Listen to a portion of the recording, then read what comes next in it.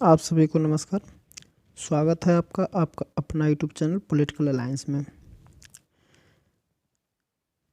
लोक प्रशासन की जो सीरीज चल रहा था उसका आज 13वें नंबर का सेट है, जिसमें हम लोग 25 प्रश्नों को सॉल्व करेंगे। तो चलिए, आज का पहला प्रश्न है, निम्न सेवाओं में से किसका उल्लेख संविधान में नहीं है।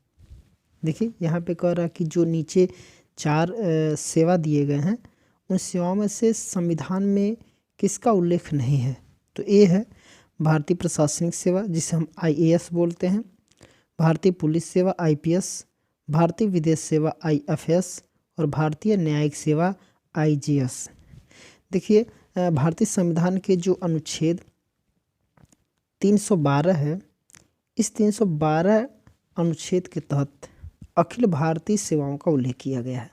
अखिल भारतीय सेवा, लेकिन इन सेवाओं के सृजन का अधिकार संसद को दिया गया है।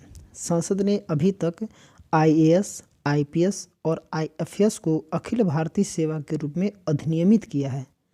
संविधान में उक्त किसी भी सेवा का उल्लेख नहीं किया गया। देखिए ऊपर के जितने भी ये चारों हैं, ये संविधान में सब तरीके का उल्लेख, किसी भी नाम का उल्लेख नहीं है, बल्कि अखिल भारतीय सेवा का नाम उल्लेख है, जो 312 आर्टिकल में उल्लेख है। तो इसमें से कोई भी ऑप्शन नहीं हो पाएगा।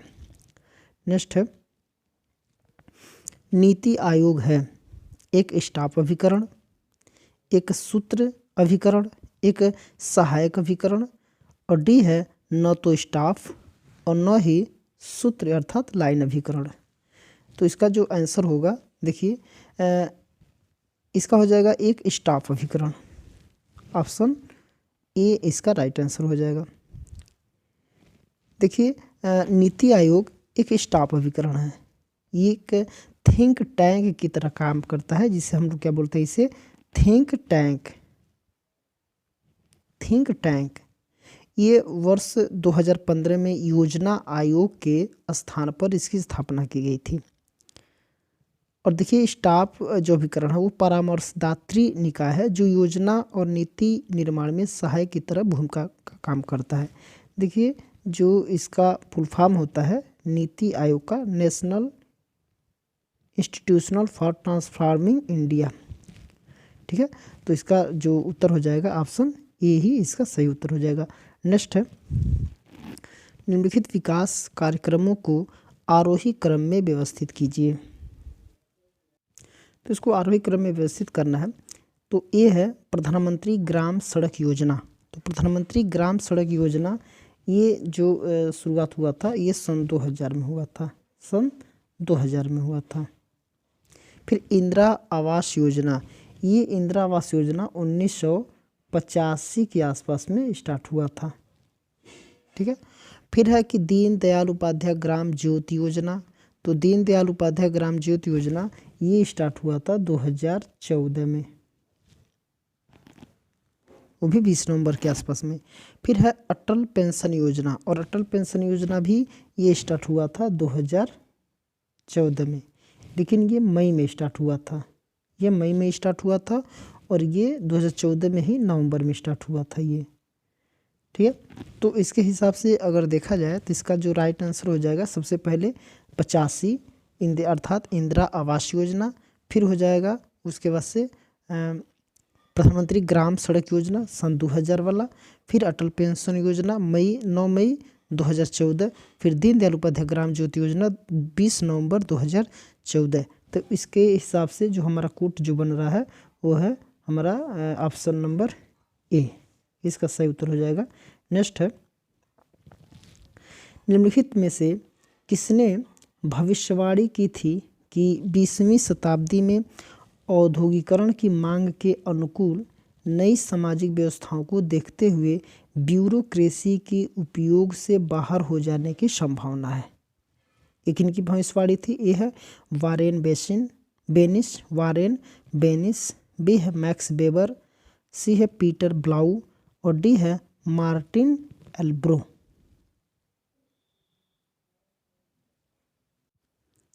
तो देखिए इसका जो राइट आंसर हो जाएगा वो हो जाएगा ऑप्शन ए, इसका सही उत्तर हो जाएगा।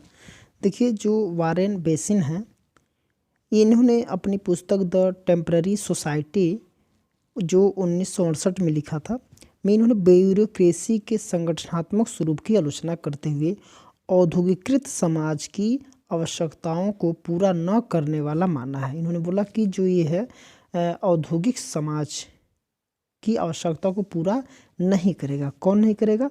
तो ब्यूरोक्रेसी नहीं करेगा। तो इसका जो राइट आंसर हो जाएगा ऑप्शन ए, वारेन बेसिन। अगला प्रश्न है, लोकपाल और लोकायुक्त अधिनियम के अंतर्गत किसी व्यक्ति को लोकपाल का अध्यक्ष नियुक्त किया जा सकता है यदि वह ए है भारत का मुख्य न्यायाधीश हो अथवा रह चुका हो, बी है उच्चतम न्यायालय का न्यायाधीश हो अथवा रह चुका हो, सी है प्रतिष्ठित व्यक्ति हो अथवा रह चुका हो, और डी है 10 वर्ष के अनुभव वाला प्रशासक हो अथवा रह चुका हो। फिर इसमें दिया है कूट में ABCD, फिर ABC, BCD ऐसे करके जो कूट दिया है। तो इसका जो राइट आंसर बनेगा वो हो जाएगा ऑप्शन सी, यानी कि ए भारत का मुख्य न्यायाधीश रह चुका हो, फिर है बी है उच्चतम न्यायालय के न्यायाधीश हो अथवा हो चुका हो, फिर दिया है सी दिया है कि प्रतिष्ठित व्यक्ति हो अथवा रह चुका हो, 10 वर्ष के अनुभव वाला प्रशासक हो अथवा रह चुका हो, यह नहीं हो सकता है। ठीक है, देखिए ये लोकपाल या फिर लोकायुक्त होता क्या है? तो भारतीय प्रशासनिक सुधार आयोग 1966 ने नागरिकों की शिकायत निपटाने के लिए लोकपाल और लोकायुक्त नामक 2 अधिकरणों की स्थापना की बात की। इससे संबंधित संविधान संशोधन वर्ष 2013 में हुआ। लोकपाल व लोकायुक्त अधिनियम के अंतर्गत किसी व्यक्ति को लोकपाल का अध्यक्ष नियुक्त किया जा सकता है यदि वह भारत का मुख्य न्यायाधीश हो अथवा रह चुका हो, उच्चतम न्यायालय के न्यायाधीश हो अथवा रह चुका हो, या प्रतिष्ठित व्यक्ति हो अथवा रह चुका हो। तो इसका जो राइट आंसर हो जाएगा वो हो जाएगा ऑप्शन सी।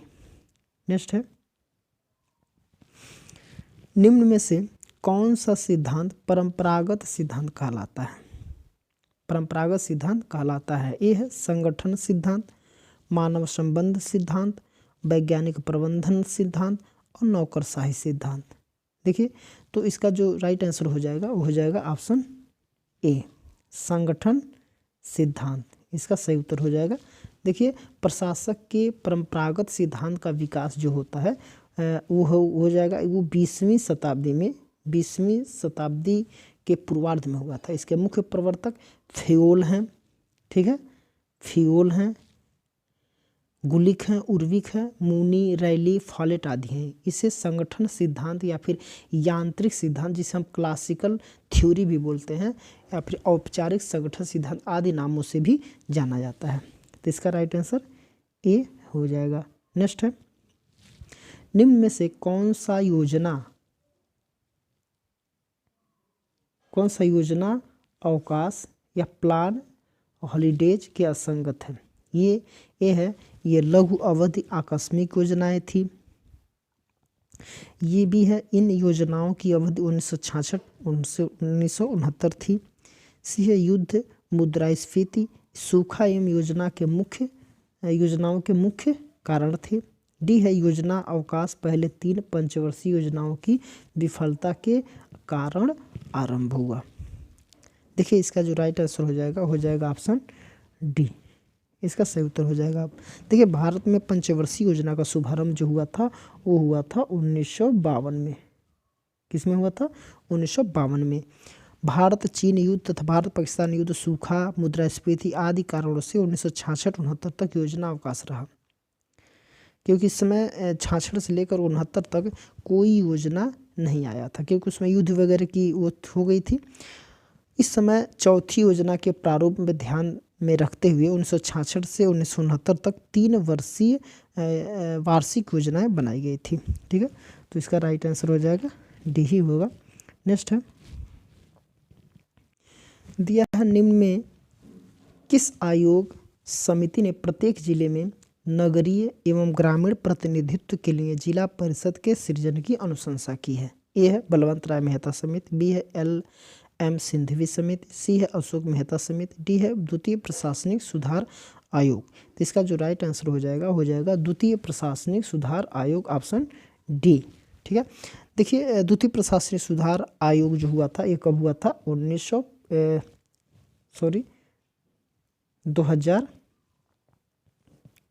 2005 को। ठीक है, इन्होंने प्रत्येक जिले में नगरीय एवं ग्रामीण प्रतिनिधित्व के लिए जिला परिषद के अनुशंसा की सृजन की अनुशंसा की। द्वितीय प्रशासनिक सुधार आयोग जो था वो पूर्व विधि मंत्री एम वीरप्पा मोइली, देखिए एम वीरप्पा मोइली की अध्यक्षता में गठित हुआ था। यह आयोग 5 सदस्यीय था, अर्थात इस आयोग में कितने सदस्य थे? लगभग 5 सदस्य हुआ करते थे। ठीक है, तो इसका उत्तर क्या हो जाएगा? ऑप्शन डी ही होगा। नेक्स्ट है the intellectual crisis in American public administration पुस्तक किससे संबंधित है? ठीक है, एक बार और देखते हैं कि the intellectual crisis in American public administration पुस्तक किससे संबंधित है? ए है लोक चयन उपागम, बी है नव लोक प्रशासन, सी है पारिस्थितिकी उपागम और डी है निर्णय निर्माण उपागम। तो इसका जो राइट आंसर हो जाएगा ऑप्शन ए लोक चयन उपागम, ऑप्शन ए। देखिए जो लोक चयन उपागम से संबंधित ये प्रश्न है, तो यह पुस्तक जो है विंसेंट ओस्ट्रोम द्वारा लिखी गई है, जिसका प्रकाशन वर्ष 1973 में हुआ था। इस पुस्तक में अमेरिकी सार्वजनिक प्रशासन में बौद्धिक संकट की जांच की गई थी, जिसमें नौकरशाही के विरुद्ध लोक चयन उपागम का उल्लेख किया गया था। अगला प्रश्न है निम्न समितियों को कालानुक्रम में व्यवस्थित कीजिए। ए है सतीश चंद्र समिति, बी है होता समिति, सी है कोठारी समिति और डी है युगंधर के अलग समिति। देखिए इसको कालाक्रम में व्यवस्थित करना है। देखिए जो सतीश चंद्र समिति है, तो सतीश चंद्र समिति 1989 में गठित हुआ था, और जो होता समिति है ये सन 2000 में हुआ था, 2002 में हुआ था। उसके बाद जो कोठारी समिति है ये 1964 में हुआ था, 1964 में हुआ था।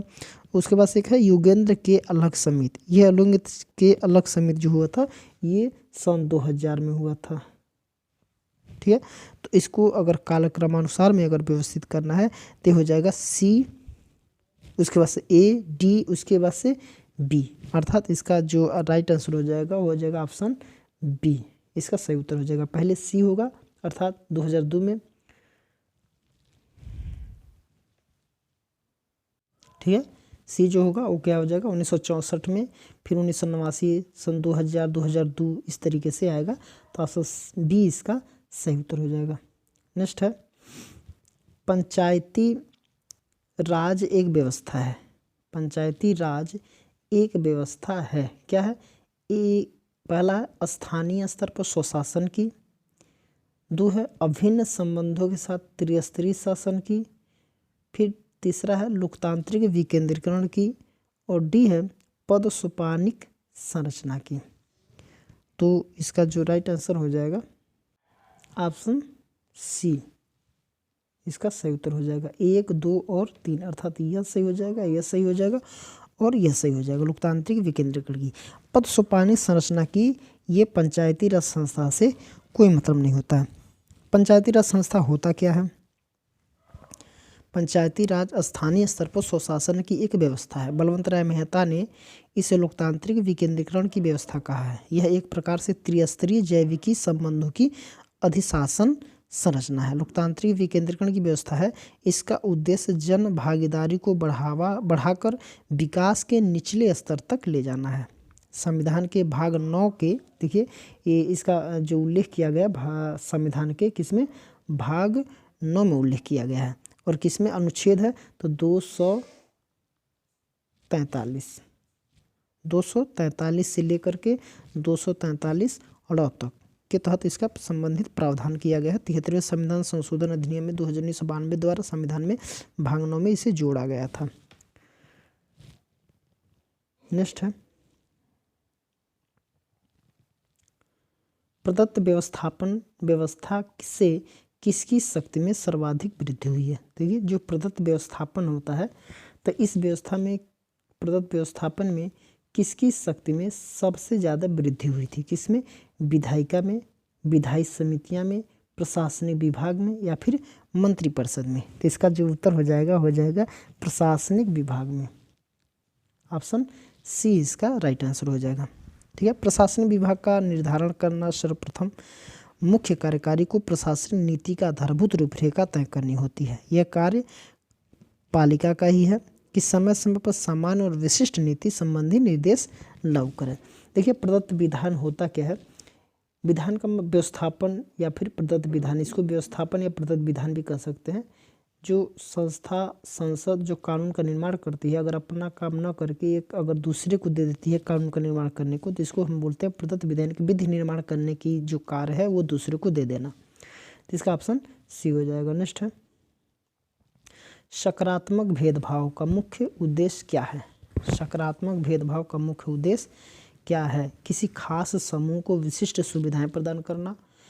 बी है किसी सुविधा वंचित समूह को उस स्तर तक उठाना जहां से वह समाज के अन्य वर्गों के साथ बराबर की प्रतिस्पर्धा में आ सके। सी है गरीबों को आर्थिक सहायता प्रदान करना। और डी है वर्ग हित का संवर्धन करना। तो इसका जो राइट आंसर हो जाएगा ऑप्शन बी।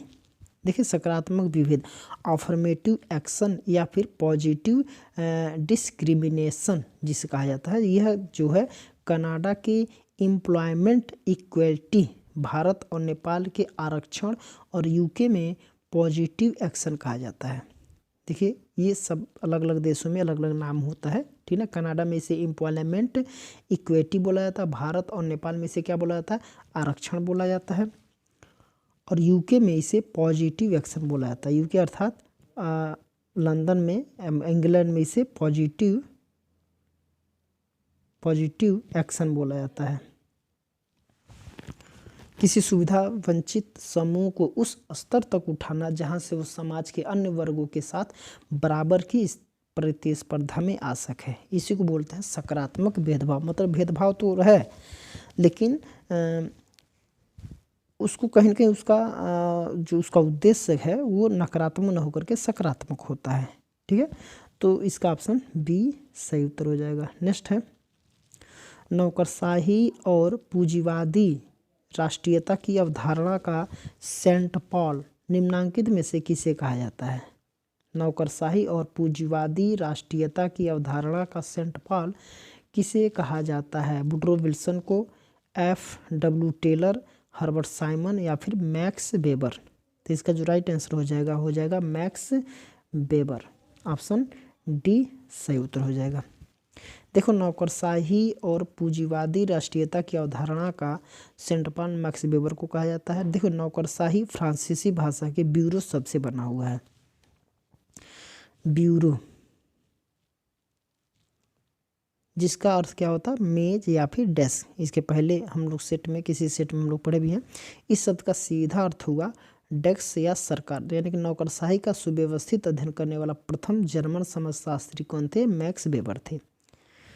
नेक्स्ट है लोक निगम प्रकार का प्रशासन क्या हासिल करने की चेष्टा करता है? लोक निगम प्रकार का प्रशासन क्या हासिल करने की चेष्टा करता है? यह कारोबारी दक्षता, बी है नौकरशाही की लोकतांत्रिक वैधता, सी है प्रशासन में लोगों की सहभागिता और डी है सार्वजनिक जवाबदेहिता या कारोबारी दक्षता के साथ मिश्रण। तो इसका जो राइट आंसर हो जाएगा ऑप्शन डी। लोक निगम का प्रकार का प्रशासन सार्वजनिक जवाबदेहिता या कारोबार दक्षता के साथ मिश्रण हासिल करने की चेष्टा करता है। लोक निगम क्या है? कि लोक निगम सरकारी संस्थाओं के क्षेत्र में 20वीं शताब्दी की एक उल्लेखनीय खोज है। निगम का शब्दार्थ है निरंतर चलते रहने वाला व्यापारिक संगठन। ठीक है, लोक निगम का क्या अर्थ होता है? निरंतर चलते रहने वाला व्यापारिक संगठन, इसको बोला जाता है। नेक्स्ट है नौकरशाही तंत्र की बुराइयों से बचाव निम्नलिखित में से कौन से है? ये है, एक है पहला प्राधिकार का विकेंद्रीकरण, दूसरा है न्यायपूर्ण एवं कुशल सेवा प्रबंधन, तीसरा है प्राधिकार का केंद्रीकरण और चौथा है संसद एवं मंत्रिमंडल का प्रभावी नियंत्रण। तो देखिए नीचे दिए कूट का प्रयोग करते हुए सही उत्तर को चुनाव करना, तो इसमें हो जाएगा ऑप्शन सी इसका राइट आंसर हो जाएगा। अर्थात नौकरशाही तंत्र की बुराइयों दोषों को दूर करने के उपाय निम्न में है। सत्ता का विकेंद्रीकरण किया जाए, न्याय एवं कुशल सेवा प्रबंधन, संसदीय मंत्रिमंडल का प्रभावी नियंत्रण। ऐसे न्यायाधिकरणों की स्थापना की जानी चाहिए जहां नागरिकों सिविल कर्मचारियों के विरुद्ध अपनी शिकायतें रख सकें। ठीक है, नेक्स्ट है निम्न में से किसने लोक प्रशासन तथा निजी प्रशासन में भेद नहीं किया है? देखिए ये रिपीटेड प्रश्न है कि भेद नहीं किया किसमें किसमें?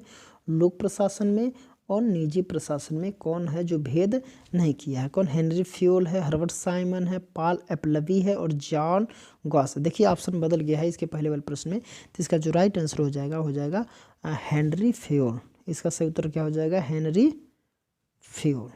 ऑप्शन ए इसका सही उत्तर हो जाएगा। ठीक है, हेनरी फ्योल ने लोक प्रशासन तथा निजी प्रशासन में क्या किया है? भेद नहीं किया है।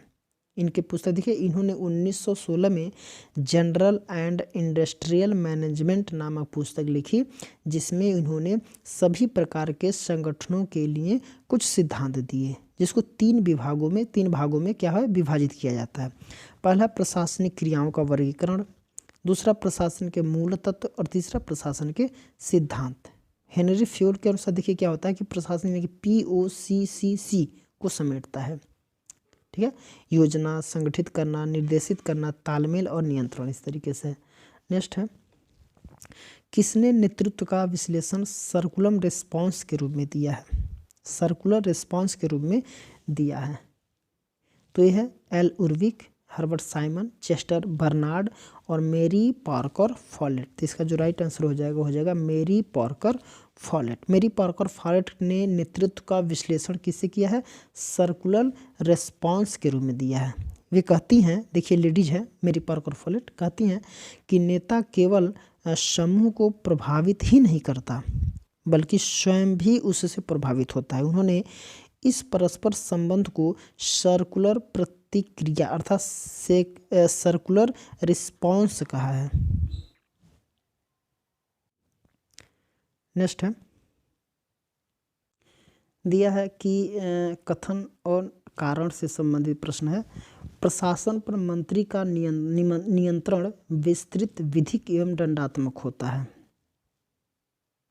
ठीक है, और कारण है लोक सेवकों की भूल तथा गलतियों के लिए मंत्री उत्तरदायी होता है।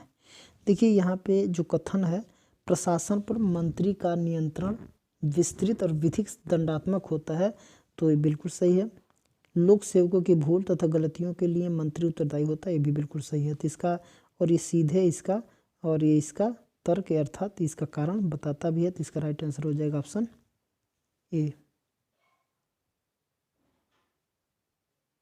नेक्स्ट है निम्नलिखित में से कौन एक तथ्य प्रत्यक्ष भर्ती की विशेषता नहीं है? प्रत्यक्ष भर्ती की देखिए कोई भी एक तथ्य है जो प्रत्यक्ष भर्ती की विशेषता क्या है? नहीं है। ए है यह लोकतांत्रिक मापदंडों के अनुरूप होता है। बी है यह समाज में प्रतियोगिता को प्रेरित नहीं करता है। सी है यह क्षमतावान तथा योग्य लोगों को आकर्षित करता है। और डी है यह भर्ती के लिए अधिक विस्तृत स्रोत प्रस्तुत करता है। तो इसका जो राइट आंसर हो जाएगा ऑप्शन बी। यह समाज में प्रतियोगिता को प्रेरित क्या करता है? नहीं करता है। भर्ती, प्रत्यक्ष भर्ती या फिर सीधी भर्ती का अर्थ है लोक सेवा में खाली पदों को उन उपयुक्त और योग्य प्रत्याशियों से भरना जो खुले बाजार में उपलब्ध हैं, समाज में क्या है उपलब्ध हैं। इनके लिए भर्ती एजेंसियां होती हैं, यह समाज में प्रतियोगिता को प्रेरित करती है, एग्जाम वगैरह कराती हैं, उसके बाद से भर्ती वगैरह लेती हैं। नेक्स्ट है पंचायत के चुनाव कराने हेतु जो निर्णय है ये किसके द्वारा लिया जाता है। ये भी रिपीटेड प्रश्न है, इसके पहले वाले सेट में आया था। तो ए है केंद्र सरकार द्वारा, बी है राज्य सरकार द्वारा, सी है चुनाव आयोग द्वारा और डी है जिला न्यायाधीश द्वारा। तो इसका जो राइट आंसर हो जाएगा सबको पता है ऑप्शन बी, राज्य सरकार द्वारा। पंचायत के चुनाव कराने हेतु निर्णय राज्य सरकार द्वारा लिया जाता है। पंचायतों के चुनाव के लिए राज्य चुनाव आयोग की स्थापना की गई है, जिसका कार्य पंचायतों के चुनाव के लिए निर्वाचन नामावली का निर्माण करना, चुनाव पर नियंत्रण निगरानी रखना, किंतु चुनाव कराने का निर्णय राज्य सरकार लेती है। नेक्स्ट है निम्न में से किसने पोस्ट कॉर्ब शब्द को गढ़ा है। पोस्ट कॉर्ब शब्द को गढ़ा है, किसने गढ़ा है। एल.डी. वाइट, लूथर गुलिक, ओलिवर सेल्डन ने या फिर आर्डवे टीड ने। सबको पता है किसने गढ़ा है, तो ये ऑप्शन बी हो जाएगा, लूथर गुलिक। ऑप्शन बी इसका राइट आंसर हो जाएगा। ठीक है, पोस्ट कॉर्ब जो है पोस्ट POSTCORB शब्दावली का लूथर गुलिक ने गढ़ा है। पी का मतलब होता प्लानिंग करना, योजना बनाना। ओ का होता ऑर्गेनाइजेशन, संगठन बनाना। एस का मतलब है स्टाफिंग, जिसे भर्ती उर्ती से संबंधित जो स्टाफ की भर्ती करना होता है। डी का मतलब डायरेक्शन, निर्देशित देना। और कोऑपरेशन का मतलब होता है समन्वय करना। और रिपोर्टिंग का मतलब होता है प्रतिवेदन देना। और बजटिंग का मतलब बजटिंग का मतलब होता है बजट बनाना। नेक्स्ट है अखिल भारतीय सेवाओं का उल्लेख है। अखिल भारतीय सेवाओं का उल्लेख अभी पिछले प्रश्नों में हम लोगों ने देखा है कि अखिल भारतीय सेवाओं का उल्लेख किस अनुच्छेद में किया गया है। तो यहाँ पे ऑप्शन बी इसका राइट आंसर हो जाएगा, अनुच्छेद 312।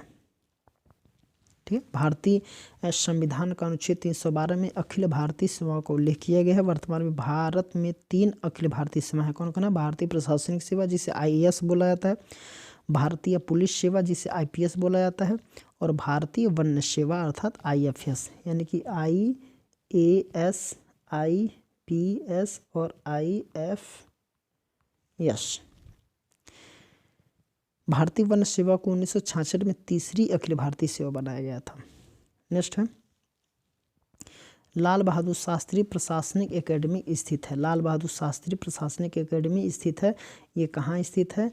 तो दिया है मसूरी में, नैनीताल में, हरिद्वार में या फिर भवाली में। तो इसका राइट आंसर हो जाएगा लाल बहादुर शास्त्री कहाँ स्थित है, मसूरी में। ऑप्शन ए इसका सही उत्तर हो जाएगा।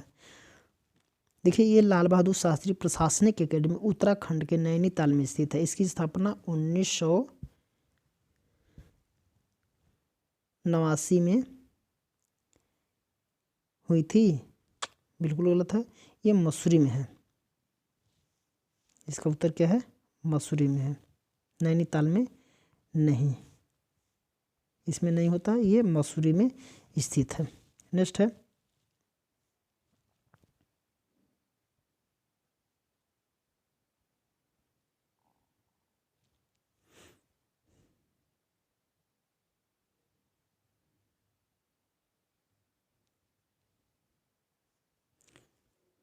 और इस सेट का लास्ट प्रश्न है निम्न में से कौन निर्णय निर्माण प्रक्रिया सिद्धांत का समर्थक नहीं है।